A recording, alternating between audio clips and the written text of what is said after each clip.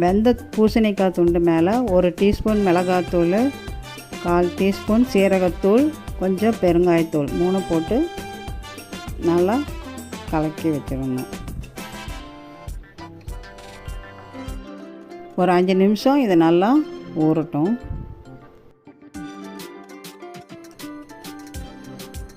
ஒரு வாணலியில் எண்ணெயை சூடாக்கி அது சூடான பின்னாடி மீடியம் வச்சுட்டு நம்ம எல்லா துண்டுகளையும் போட்டு நல்லா திருப்பி விட்டு ஒரு சைடு நல்லா வெந்த பின்னாடி